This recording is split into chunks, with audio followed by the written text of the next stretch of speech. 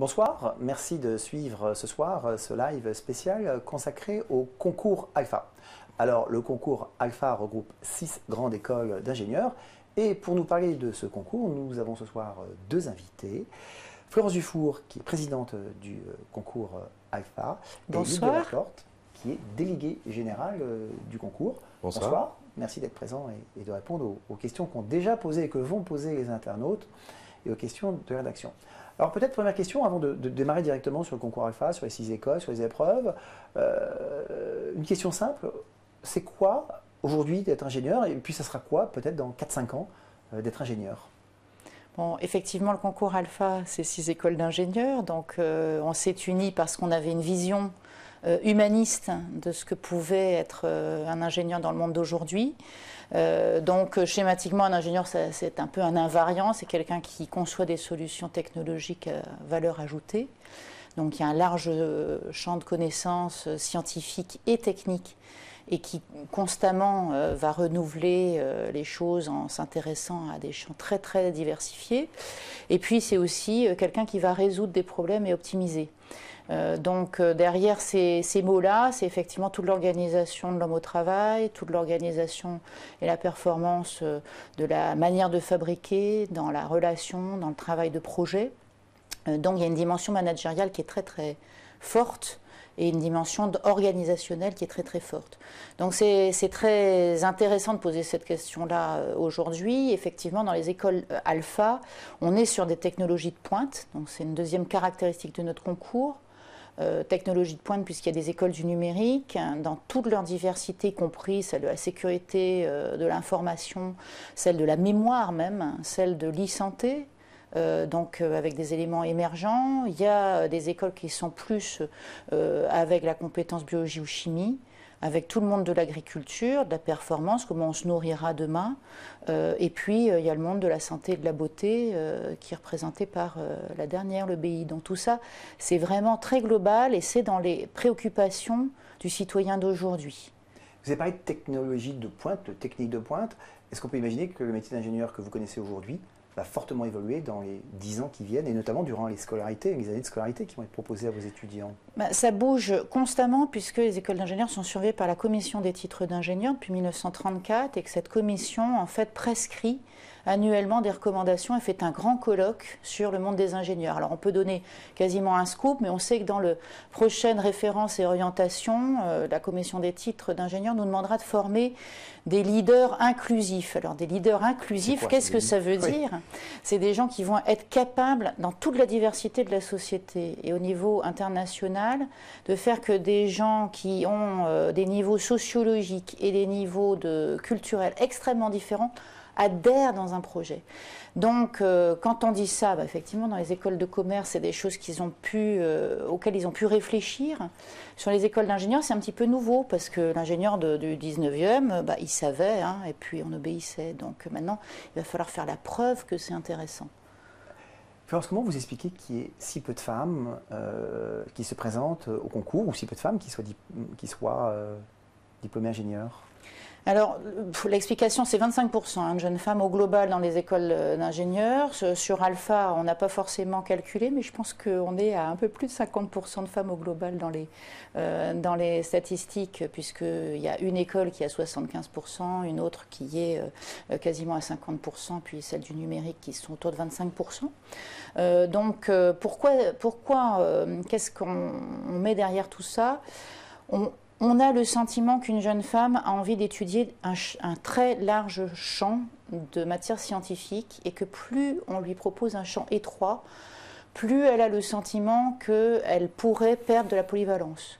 Donc c'est pas sot comme raisonnement, mais parfois c'est un petit peu caricatural parce que quand on fait du numérique, on peut faire de l'e-santé et on peut faire de la sécurité et on peut avoir une dimension éthique absolument extraordinaire. Donc ça peut être une petite erreur de raisonnement à ce niveau-là. Et puis la deuxième chose que l'on a identifiée aussi, c'est qu'on a parfois associé les écoles d'ingénieurs au fait d'hyper-rationaliser la relation de travail et presque d'avoir quelque chose d'un peu froid et donc d'être éloigné de l'humanisme. Donc à partir du moment où on dit qu'on a adressé ces deux questions, les jeunes femmes arrivent. Donc on voit bien qu'Alpha prend sa place et que c'est un concours complet et perçu comme humaniste. Et on voit bien que dans le ratio des genres, les jeunes femmes s'y intéressent de près. Et donc elles ont vu quelque chose qu'on avait dit. Ça ne veut pas dire que nos écoles sont si différentes des voisines, mais au moins on leur a parlé. Un langage qu'elles comprennent et des métiers auxquels elles aspirent. Bon, donc avis aux jeunes femmes candidates. Voilà. On a plusieurs questions convergentes sur ce regroupement d'écoles. Donc, est-ce que vous pourriez décrire très brièvement les 6 écoles et puis expliquer finalement pourquoi elles sont réunies au sein du concours Alpha? Est-ce qu'elles portent des valeurs communes, des enseignements communs? Voilà, qu'est-ce qui fait que ces écoles sont réunies au sein du concours Alpha? Et puis les présenter, mais vraiment très brièvement. Le concours Alpha regroupe 6 écoles, 4 écoles plutôt des technologies du numérique qui sont les FRAI, le SIEA, les CIGETEL et 3IL, et 2 écoles plutôt des sciences de la vie qui sont les ITPA et l'EBI. C'est 4 écoles d'ingénieurs post-bac qui mènent vers des métiers très très diversifiés avec plus de 30 spécialisations qui sont portées par ces écoles. Voilà. Alors après, pourquoi est-ce qu'on est ensemble? Voilà, oui. C'est des questions que des gens se posent. Pourquoi est-ce qu'on est ensemble? D'abord, une même vision de l'ingénieur pour demain. La conviction qu'il y aura, que le fait qu'on se soit rapproché fera qu'il y aura de la possibilité de mobilité et peut-être des nouveaux cursus qui pourront se croiser par le fait de prendre l'habitude avec nos équipes de travailler en commun sur ce qu'est un bon candidat, ce qu'est un bon ingénieur. Et bien évidemment, on peut mixer des programmes, des cours et des choses de ce type.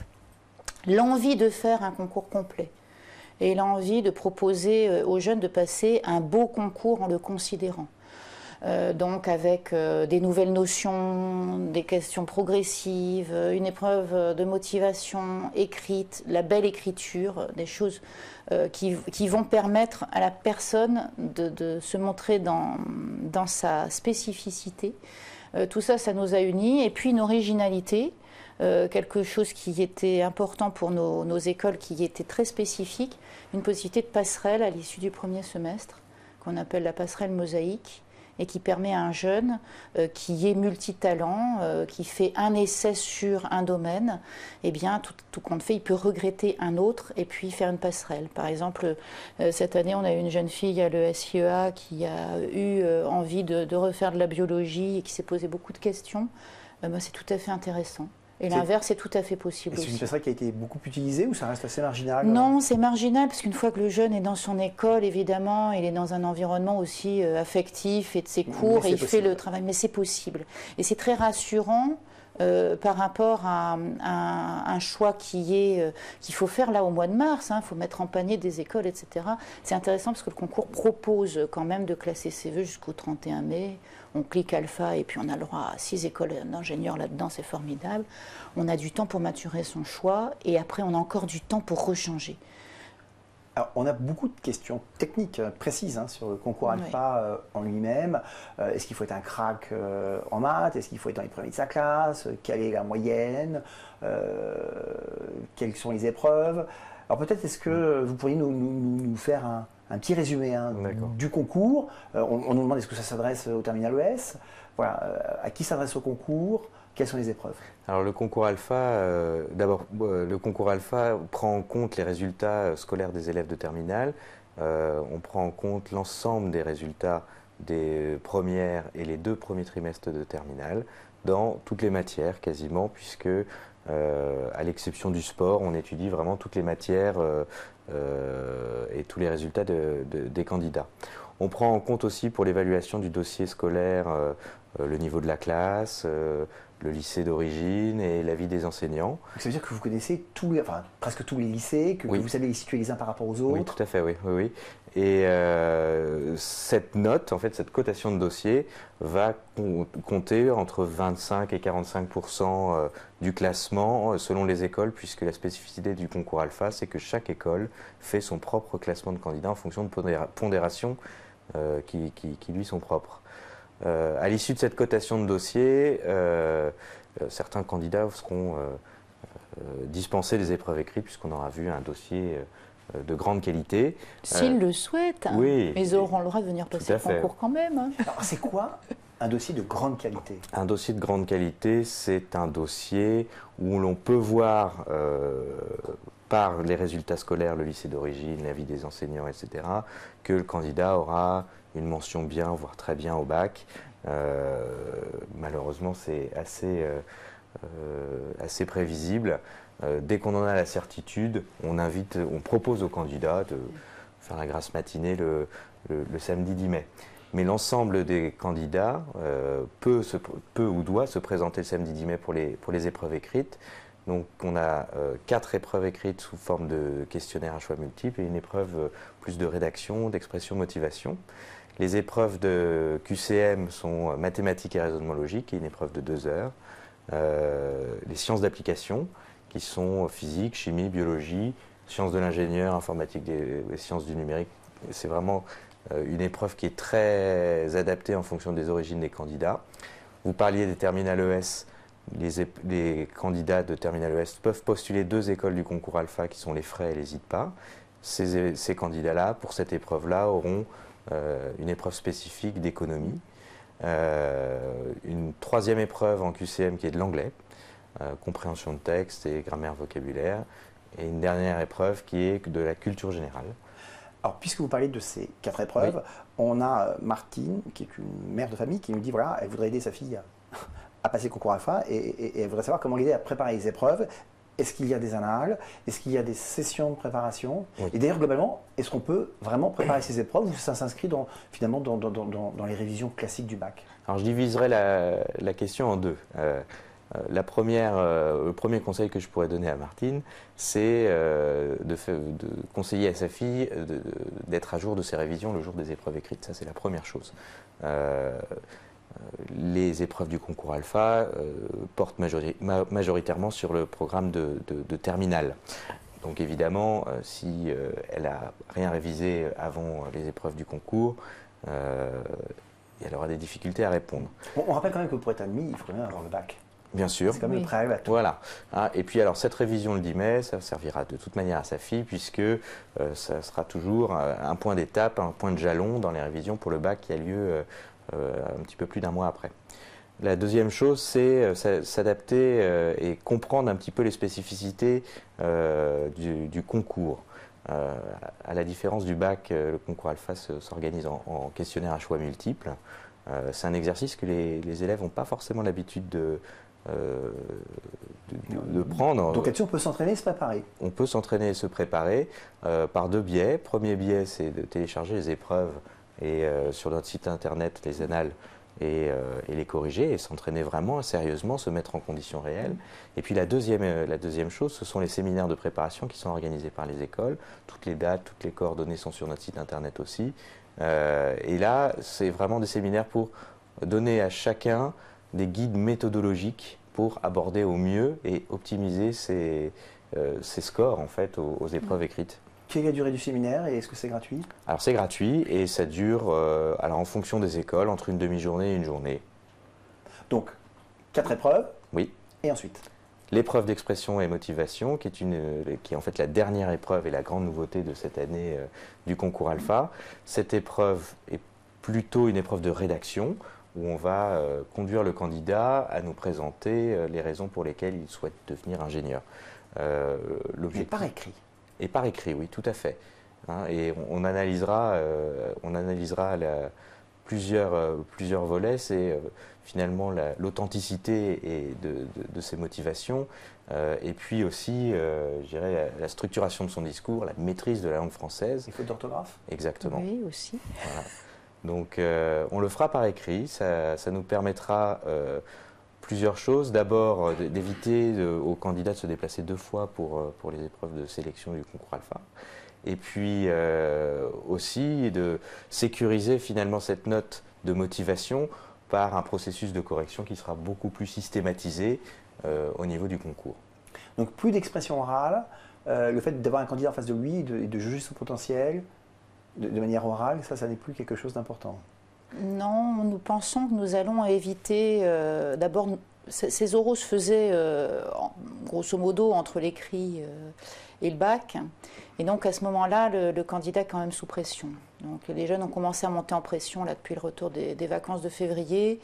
Ils s'inquiètent, ils voudraient mesurer leurs chances de succès. Donc plus on va se rapprocher du bac et du moment où APB donnera le résultat, plus la pression est forte. Et donc on ne voyait pas forcément les candidats au mieux de leurs moyens et de leurs possibilités. Relativement au stress. On avait un effet un peu jury dépendant autour de la manière, de la vision de ce qu'était un ingénieur.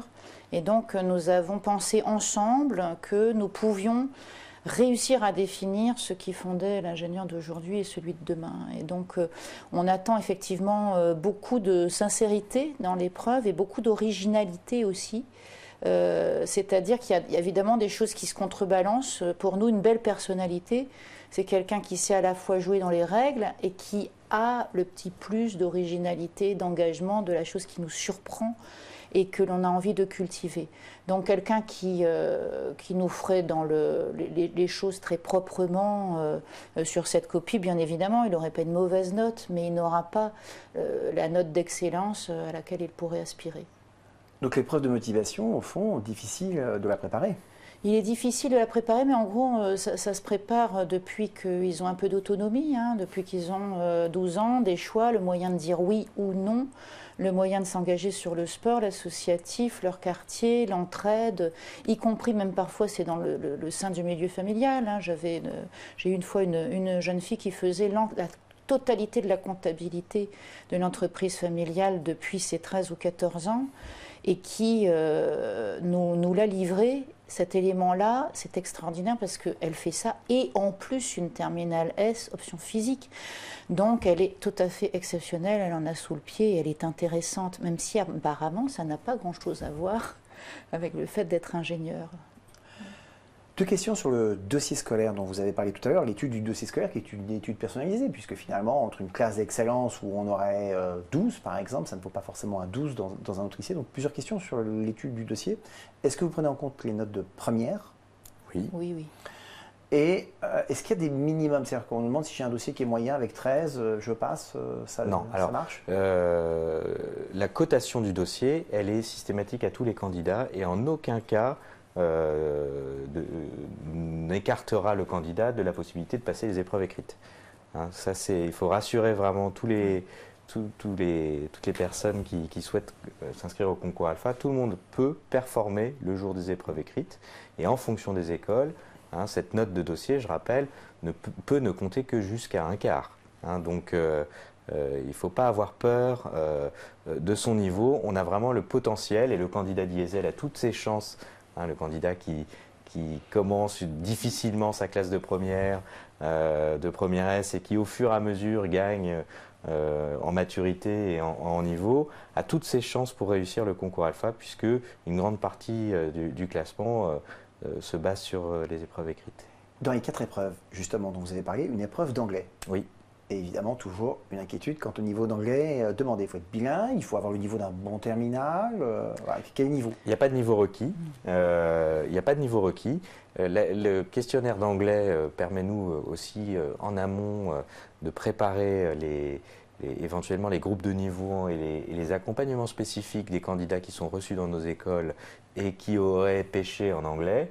Mais il n'y a pas de niveau d'entrée requis au niveau du concours alpha.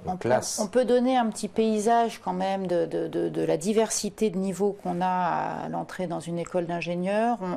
On fait pour la plupart des écoles un test universel d'entrée qui s'appelle le TOEIC et grosso modo on va avoir des niveaux qui vont de 350 à 950 sur 990 points. Sur une promotion normale, d'une école normale d'ingénieur post-bac. Et en fait, tout notre talent et celui des professeurs, c'est de faire en sorte que la personne qui rentre à 350 sorte avec quasiment un score de 800. Et pour ça, il y a un algorithme. Un point, c'est à peu près 1 heure de travail, mais 1 heure de travail sincère. Donc, le jeune, ça lui permet de mesurer l'amplitude de travail qu'il va avoir à faire pour justement être compétent, avoir cette compétence en langue anglaise qui lui ouvre tout l'international.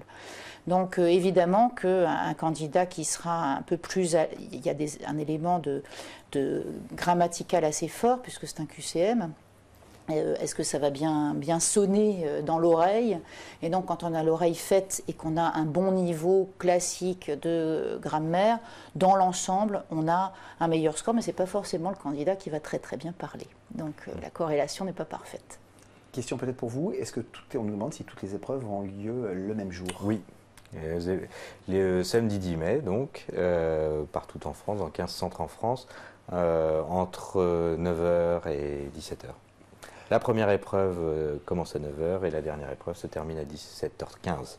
Alors, on va répondre directement à Ariel qui a pris le live avec un petit peu de retard et qui nous demande est-ce qu'il y a un entretien de motivation? Non. Vous avez répondu que cette année, ça avait changé. Il y a une épreuve de motivation écrite. Voilà, donc il faudra avoir un stylo et effectivement réussir à prouver sa motivation dans un espace prédéterminé. On ne pourra pas demander une feuille, etc. Donc, on peut s'entraîner quand même. On peut s'entraîner. On peut s'entraîner à dire alors, mais comment est-ce qu'on s'entraîne? En essayant de réfléchir à ce qu'on a d'original d'une part, à ce qui motive d'autre part, à ce qu'on a fait de spécifique dans sa vie. Tout ça, ça aide à ce qui compte, ce qu'on voudrait trouver dans des études plus tard, et ce qui est important, tout ça s'entraîne. Alors peut-être une question pour vous, Florence Dufour, parce que dans l'introduction, je n'ai pas précisé que vous étiez directrice de l'EBI. Il y a une question pour vous. On a une jeune fille qui nous dit, voilà, je suis en première année d'une école d'ingénieur, je suis très intéressée par l'EBI, est-ce que je dois passer par le concours Alpha pour réintégrer l'école, enfin pour intégrer Non, pas du tout. Donc pour nous, c'est uniquement réservé aux élèves de terminale, aux bacheliers. Donc cette jeune fille, elle va postuler sur le modalité des admissions parallèles. 50% de sa notation viendra de son dossier et 50% viendra de son entretien de motivation, de personnalité et de niveau. Donc dans notre entretien, il y a toujours un moment où on va regarder où elle en est. Donc pas de souci, elle appelle les admissions, Madame Roch, et elle va pouvoir poser dossier et passer son entretien, même probablement assez vite, si son dossier est retenu. Julie nous demande en quoi consiste l'épreuve de raisonnement logique. L'épreuve de raisonnement logique, ce sont des questions, je dirais assez simples, mais qui nécessitent une réflexion et un calcul, de savoir modéliser en fait, une solution mathématique pour résoudre un petit problème, souvent très rigolo. Je l'invite à aller voir d'ailleurs les annales du concours Alpha, puisque les épreuves de l'année dernière présentent des exemples de questions. Bon, on peut lui dire aussi que ça se prépare par deux biais. Le premier, c'est, effectivement, au-delà des annales, toutes les petites épreuves de tests de QI entraînent au raisonnement logique.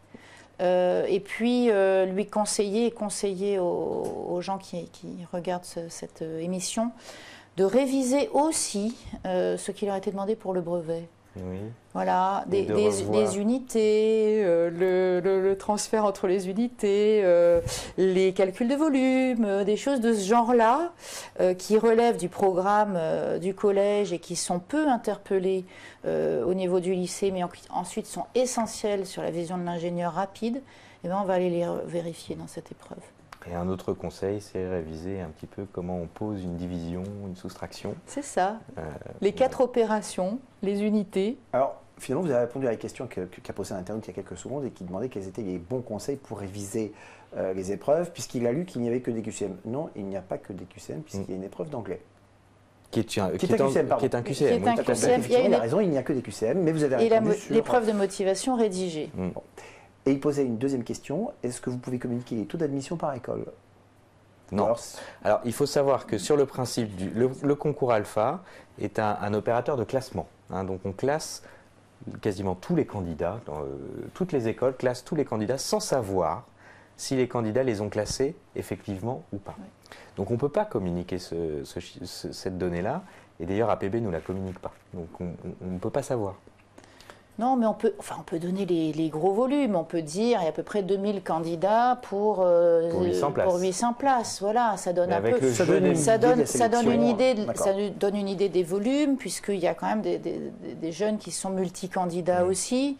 Donc, quand on fait ces analyses-là, on est assez voisin du concours puissance 11 qui dit c'est à peu près 1 sur 2 qui rentrent. C'est de cet ordre au global. Alors, une question de Jules qui permettait de repréciser le fonctionnement global. Il demande si l'affectation dans telle ou telle école dépend finalement du résultat du concours ou du dossier qui a été donné? Pas du tout, ça dépend de son classement.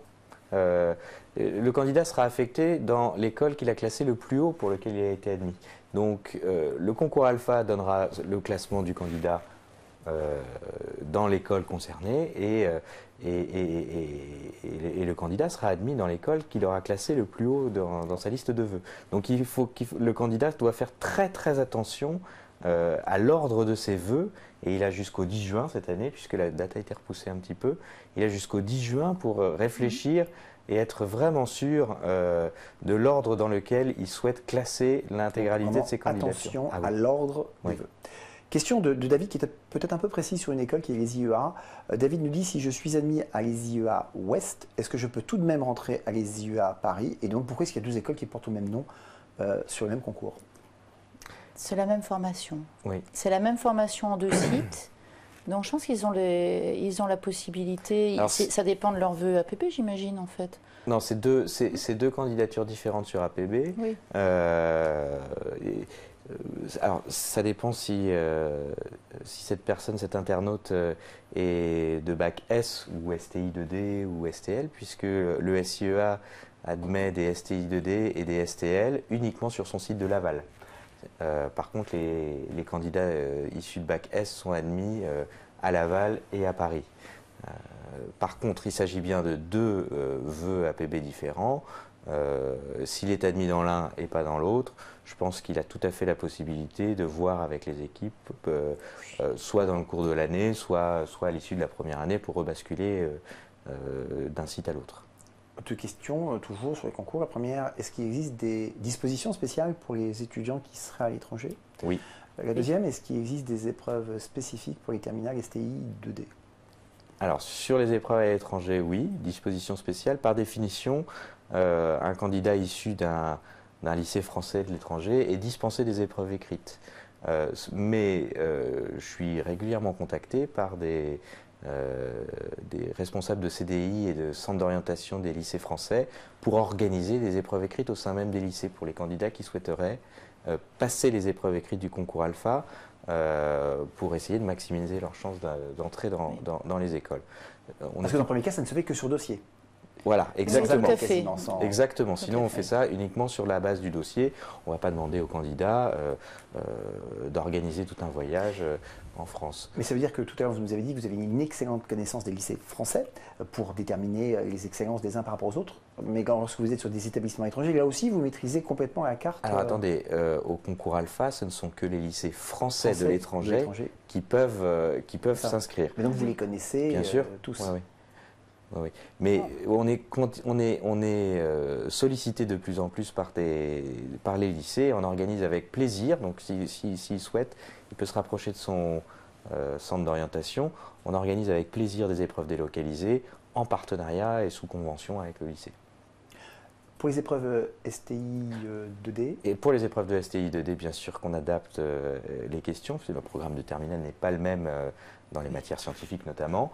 Donc l'épreuve de mathématiques sera spécifique au STI 2D, en tout cas les questions de programme, pas les questions de raisonnement logique, mais les questions de programme seront spécifiques à leur propre programme, ainsi que les questions de physique.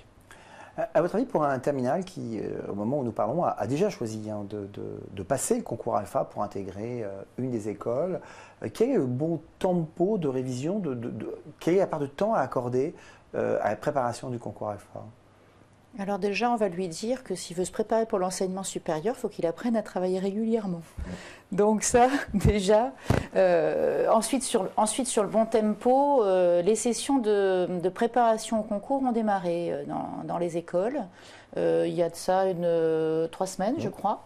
Donc là, actuellement, c'est le bon moment pour prendre connaissance des annales et de voir à quoi ressemble le concours, de commencer à se familiariser et à jouer avec ces jeux d'épreuves et à aller dans les écoles aussi pour avoir les conseils.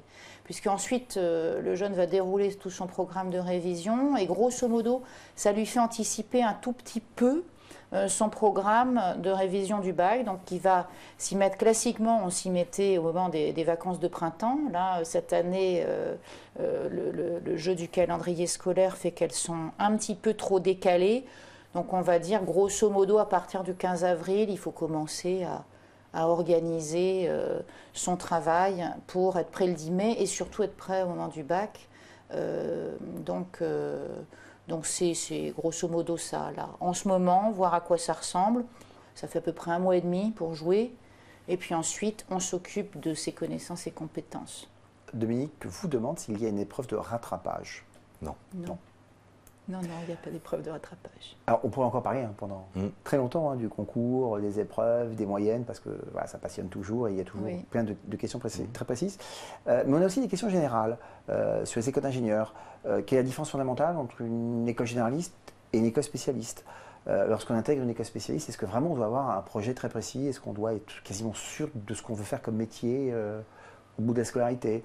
Quelle est fondamentalement la différence entre une école qui admet après bac et puis une école où on va vous demander effectivement de faire les 2 années de classe préparatoire? Si vous pouvez répondre à ces questions de manière générale un peu. On va essayer d'y répondre. Donc d'abord, le cahier des charges autour des écoles d'ingénieurs, il est extrêmement précis, extrêmement encadré, extrêmement transparent, puisqu'il est dicté par la commission des titres d'ingénieurs qui demande effectivement que dans chaque école d'ingénieurs, on puisse former toutes les typologies d'ingénieurs pour tous les métiers, allant depuis l'ingénieur chef de produit, ingénieur d'affaires, jusqu'à l'ingénieur de recherche. Donc, tous les établissements qui sont des écoles d'ingénieurs sont capables de faire, par leur spécificité, ce qu'on va appeler un généraliste, c'est-à-dire quelqu'un qui va pouvoir travailler dans tel ou tel métier.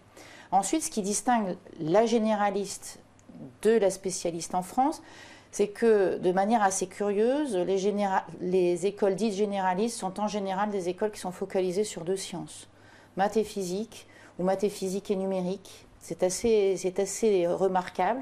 Et les écoles qui sont dites de spécialité sont plutôt des écoles qui ont rajouté des sciences, dites sciences d'application. Donc l'école de spécialité va être identifiée souvent en disant, en allant là, je serai plutôt dans un secteur donné. Les gens vont le voir de cette manière-là. Ils vont dire, la généraliste, on peut aller dans tous les secteurs. L'école de spécialité, je vais aller plutôt vers un sous-ensemble industriel dans le pays. Donc, par exemple, pour une école d'ingénieur en agriculture, il va y avoir tout l'agroalimentaire et l'environnement en général qui sont associés. Donc, c'est plutôt par l'approche sectorielle qu'on fait la différence, mais pas dans l'approche du métier en lui-même. Différence entre après-bac et après une prépa ? Bon, des différences sur la manière dont la sélection va s'opérer. Le timing de sélection, en général dans les écoles à prépa intégrée, la charge de travail va croissante, quasiment jusqu'à la fin du programme. Sur les prépas puis écoles, il y a une charge de travail absolument colossale en classe préparatoire, suivi d'une année de réadaptation et de récupération, on pourrait dire, et puis les 2 dernières années de spécialisation. Donc le rythme de travail est un peu moins progressif et cohérent sur prépa plus grande école, et sur les préparations intégrées, les jeunes savent très bien qu'on va les accompagner vers le succès, les faire chauffer, leur apprendre à travailler, puis progressivement monter la charge. Donc il y a des statistiques très précises à ce niveau-là.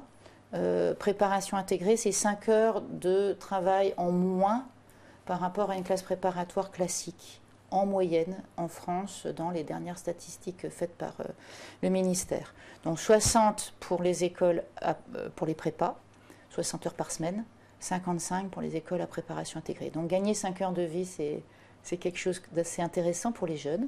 Et puis il y a aussi la possibilité d'être connecté directement à ces anciens et à des élèves qui sont un peu plus seniors, de voir un peu mieux les métiers, d'avoir un peu plus de temps pour se préparer, d'avoir du temps pour aller à l'étranger, d'avoir du temps pour faire aussi des cursus et des morceaux de cursus différents sans perdre son identité d'école. Donc la prépa intégrée plaît beaucoup. Bon, après, si on veut vraiment connaître son classement et qu'on a l'esprit de compétition et qu'on veut absolument que ce soit publié, que les résultats soient publiés dans le monde, et bien là, effectivement, la seule solution, c'est de passer par la classe préparatoire. On a plusieurs questions sur les programmes des 6 écoles qui constituent, enfin qui sont membres du concours Alpha. C'est peut-être un peu compliqué à chaque fois de répondre. Oui. Globalement, qu'est-ce que vous pouvez dire sur 3 grands sujets? L'alternance, les stages et l'international. Est-ce que ça existe dans toutes les écoles? Est-ce que c'est vraiment des éléments importants? Voilà. Est-ce que quand on va intégrer une des 6 écoles, on va avoir d'abord la possibilité de faire un parcours en alternance? Est-ce qu'on va partir à l'international? Et est-ce qu'on va faire beaucoup de stages? Alors, on va démarrer par l'international. Le minimum à l'international aujourd'hui en école d'ingénieur, c'est 3 mois. Dans les écoles Alpha, de nombreux partenariats ont été mis en place. Donc, les jeunes font plus. Ils font plus que ces 3 mois. Ils s'intéressent, ils ont des possibilités d'année à l'étranger ou de semestre à l'étranger, avec des caractéristiques qui varient sur la maturité sur ce sujet, suivant les écoles et suivant les opportunités qu'elles avaient aussi en métier en France, ou bien la nécessité d'étendre leur marché d'emploi au niveau de l'international. Donc, on va dire assez schématiquement, EFRAY, ESIEA, les 2 généralistes, EBI, il y a eu énormément de travail. Et puis, arrivant dans des métiers de technologie, avec un marché d'emploi absolument conséquent en France, les 3 suivantes, sans pour autant qu'on ne peut plus devenir ingénieur sans maîtriser l'anglais et sans être capable de travailler à l'interculturel aujourd'hui. Hein, c'est strictement interdit. Donc voilà pour l'international. Et puis peut-être les stages. Sur les stages et l'apprentissage, de ce fait, je pense, toutes les écoles d'ingénieurs du concours Alpha proposent à minima 1 an, voire 1 an et demi de stage sur la durée de la formation. Et puis, concernant l'apprentissage, il y a quand même une spécificité, une école assez spécifique du concours Alpha, qui est 3IL, qui est la championne de l'apprentissage, puisque c'est elle qui accueille le plus d'apprentis en France. Qui est à Limoges.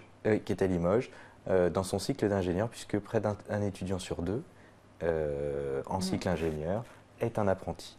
Toutes les écoles du concours Alpha proposent l'apprentissage, à l'exception de l'EBI. Voilà. Alors, ce live arrive à sa fin et on a plusieurs questions qui reviennent sur l'épreuve de motivation qui a remplacé l'entretien. Et où on vous demande de préciser qu'est-ce que vous attendez, qu'est-ce qui est important. Est-ce qu'il faut parler de ses hobbies, de ses activités en dehors de l'école, ou il faut se concentrer sur le métier qu'on veut faire, sur pourquoi on veut absolument intégrer Bon, on va déjà dire ce que l'épreuve n'est pas, parce que parfois d'éclairer le non-dit, c'est intéressant. Donc, l'épreuve n'est pas une épreuve psy. On ne va pas regarder la manière dont le jeune génère ses modalités d'apprentissage. On ne va pas non plus regarder son quotient émotionnel. On ne va pas non plus faire son MBTI pour les spécialistes, c'est-à-dire de le classer parmi les 16 types de personnalités de l'école de Palo Alto. Il aura bien le temps de découvrir ça plus tard. Par contre, l'épreuve, elle est une épreuve de bilan, comme un petit bilan de compétences qu'on est capable de faire à 18 ans. Où je suis, où je veux aller, c'est quoi le sens de ce métier d'ingénieur pour moi? Quel serait pour moi l'ingénieur idéal? Si je voulais changer la manière d'étudier, qu'est-ce que j'inventerais pour faire les meilleurs ingénieurs dont le pays et l'Europe ont besoin? Qu'est-ce qui me distingue de mes camarades? Qu'est-ce qui me rend crédible? Qu'est-ce que j'ai raté? Qu'est-ce que j'ai tiré de ces expériences difficiles? Et donc de faire le jeu de la sincérité, mais véritablement. Et donc on va prendre une illustration très concrète, les jeunes vont le ressentir. Par exemple, quand vous dites à un professeur de lycée, que vous commencez à parler de votre personnalité, que vous dites je suis passionné de manga, ou bien j'adore les tatouages, en général, on vous dit que c'est un petit peu honteux et qu'il faudrait peut-être mieux ne pas en parler pour se sentir légitime dans les salons. à Alpha, ça va nous intéresser parce qu'il y a des éléments de corrélation. Un jeune qui aime les mangas, en général, il est dans un imaginaire extrêmement puissant. Il aime aussi, en général, le numérique. Il aime aussi, en général, le monde du Japon. Il aime aussi, en général, l'interculturel. Et donc, il nous intéresse dans sa différence parce qu'il a fait réellement un choix de passion. Donc, de dire la vérité. Alors, effectivement, si après la passion, c'est d'être malhonnête, bon, là, vaudra mieux éviter, hein. Alors, qui regarde cette copie et comment vous en discutez? Ça se passe comment après? Bon, je pense que les internautes qui ont suivi l'émission depuis le début, ils ont senti que l'épreuve, elle était un peu incarnée. Donc, comment ça se passe après? Nous avons inventé une grille de correction en 4 grands pavés, dans le style. Est-ce que c'est bien écrit, propre, bonne orthographe, classique? L'originalité, la capacité d'organisation, donc là on retourne vers le classique, et puis l'autonomie et donc la capacité d'engagement, grosso modo. Donc nous allons, nous les correcteurs, disposer d'une grille excessivement précise, encadrante. Il va y avoir 15 correcteurs qui sont des personnes, qui sont des professeurs de nos écoles, qui vont s'assembler, ils vont avoir un briefing, comme on fait un briefing quand on corrige une copie de bac, expliciter la grille, et puis des copies vont tourner, on va vérifier qu'on note les choses de la même manière, et puis on va partir pour 3 journées de correction, tous les 15, ensemble, en revérifiant périodiquement qu'on note les choses de manière similaire et qu'on utilise la grille. Donc ça va être un exercice à la fois important pour l'équité, pour les jeunes, mais aussi un exercice pour nous, pour élargir aussi notre manière de voir le jeune, briser peut-être des stéréotypes et des choses, s'intéresser à ce qui intéresse l'autre, et donc faire qu'on sente qu'on est dans une école alpha. Alors peut-être pour que je comprenne mieux, chaque copie va être évaluée par plusieurs personnes, non, il y a des notes, il y a une sorte de délibération. La copie va être évaluée, donc le briefing va être commun, la plupart des copies ne seront corrigées que par un correcteur, mais régulièrement, pour vérifier qu'on ne dérive pas, nous échangerons les éléments pour voir si nous sommes homogènes entre nous. Et donc c'est très intéressant ce groupe de personnes, mais c'est classique, hein, la notation au bac se fait de cette manière-là, les gens s'y intéressent peut-être moins, parce que maintenant c'est rodé, mais un jury de bac, ça fonctionne comme ça, avec le briefing initial et puis la vérification des cas sur lesquels on n'est pas sûr. Alors, vraiment à la fin, mais on a encore des questions. Dominique, tu nous demandes, est-ce qu'il y a une école qui est plus difficile à intégrer qu'une autre? On le renvoie plutôt vers les écoles pour répondre à ces questions-là, parce que au bout du compte, ce qui est difficile, c'est de préparer, et ce qui est difficile, c'est de faire son choix. Donc grosso modo quand même, dans les écoles post-bac, on va rarement au-delà d'une sélection de 1 sur 2 rentrera, c'est de cet ordre-là. Cathy nous demande comment on s'inscrit au concours alpha, portail APB. Portail APB, donc attention, hein, jusqu'au 20 mars. Donc le 20 mars, on ne s'y met pas 1 heure avant parce que les serveurs saturent et parfois s'arrêtent. Donc on y va. Presque comme pour les impôts. Oui, ça arrive. Donc voilà. Donc on y va ce week-end, là, c'est le bon moment. Et on commence à faire sa mise en panier. Puis on fera le tri après. Mais surtout, il ne faut rien avoir oublié de cocher avant le 20 mars. Parce qu'après le 20 mars, on ne peut plus rajouter au panier. Alors peut-être une question un peu précise de Johan qui dit que l'une des écoles du concours propose des cours sur les systèmes embarqués et il demande est-ce uniquement pour travailler dans les transports? Pas du tout. Non. Les systèmes embarqués, il y en a partout. Tenez, votre téléphone qui a sonné tout à l'heure. Votre téléphone, il est embarqué. Là, j'ai un petit appareil connecté qui mesure mes pas. C'est une technologie qui est utilisée dans la majorité des outils connectés. Hein, donc, c'est pas uniquement pour travailler dans les transports. Luc Delaporte, Florence Dufour, merci d'avoir répondu aux questions des internautes et de la rédaction sur le concours alpha et rendez-vous pour de prochains lives.